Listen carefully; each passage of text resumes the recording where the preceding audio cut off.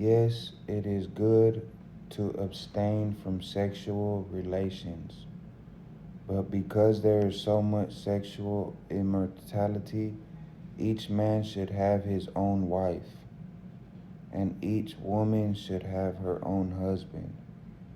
The husband should fulfill his wife's sexual needs, and the wife should fulfill her husband's needs.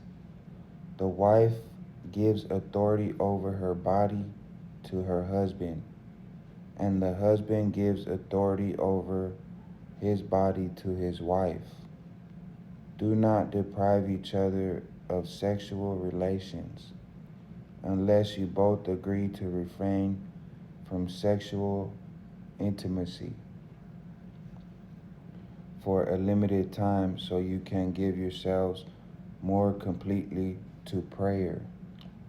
Afterward, you should come together again so that Satan won't be able to tempt you because of your lack of self-control. I say this as a conscience, not as a command, but I wish everyone were single just as I am. Yet each person has a special gift from God of one kind or another. So I say to those who aren't married and to widows, it's better to stay unmarried, just as I am. But if they can't control themselves, they should go ahead and marry.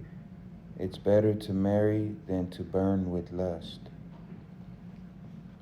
But for those who are married, I have a command that comes not from me, but from the Lord. A wife must not leave her husband, but if she does leave him, let her remain single or else be reconciled to him.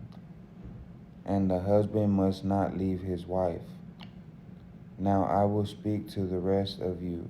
Though I do not have a direct command from the Lord, if I if if a fellow believer has a wife who is not a believer and she is willing to continue living with him, he must not leave her. And if a believing woman has a husband who is not a believer and he is willing to continue living with her, she must not leave him. For the believing wife brings holiness to her marriage, and the believing husband brings holiness to his marriage. Otherwise, children would not be holy. Otherwise, your children will not be holy. But now they are holy. But if the husband or wife who isn't a believer insists on leaving, let them go.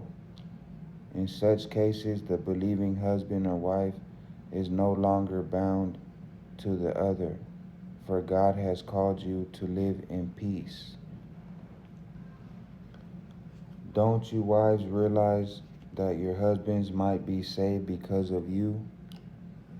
And don't you husbands realize that your wives might be saved because of you?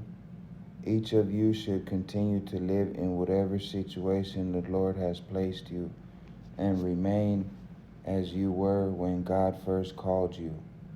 This is my rule for all the churches.